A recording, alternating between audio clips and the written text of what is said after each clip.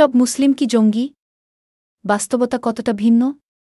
সব মুসলিম কি জঙ্গি? এই প্রশ্নটি আজকের আধুনিক বিশ্বে বারবার উঠে আসে, সোশ্যাল মিডিয়া থেকে শুরু করে আন্তর্জাতিক গণমাধ্যম পর্যন্ত। কিন্তু এর পিছনের সত্যিটা কতটা আমরা জানি?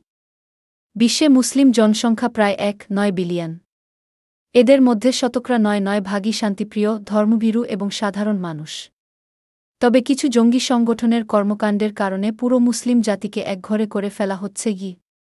আল কায়েদা, আইএস, বোকো হারাম, এই নামগুলো শুনলেই ইসলাম ধর্মের কথা উঠে আসে।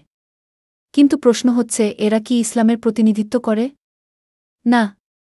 ইসলামের শিক্ষা হল শান্তি, সহনশীলতা এবং মানবিকতা। পবিত্র কোরআনে বলা হয়েছে, নিরপরাধ কাউকে হত্যা করা মহাপাপ।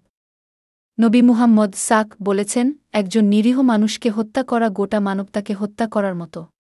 তাহলে কিভাবে সন্ত্রাসকে ইসলাম সমর্থন করতে পারে? বিশেষজ্ঞদের মতে জঙ্গিবাদ ধর্মীয় সমস্যা নয়, বরং রাজনৈতিক ও সামাজিক অসন্তোষের ফলাফল। দারিদ্র্য, বেকারত্ব, নিপীড়ন এবং ক্ষমতাকেন্দ্রিক রাজনীতি মানুষকে উগ্রপন্থায় ঠেলে দেয়। কি আজকের মুসলিমরা বিজ্ঞান, শিক্ষা, চিকিৎসা ও মানবসেবায় অবদান রাখছে? তারা সন্ত্রাস নয়, শান্তির প্রতীক হতে চায়।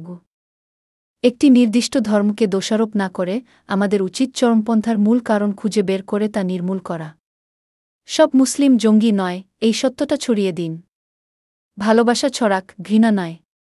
আমি মাহিয়া আক্তার মাহি ছিলাম আপনাদের সাথে। দেখা হবে আবার নতুন সত্য নিয়ে। আল্লাহ হাফেজ। শান্তি থাকুক সকলের জীবনে।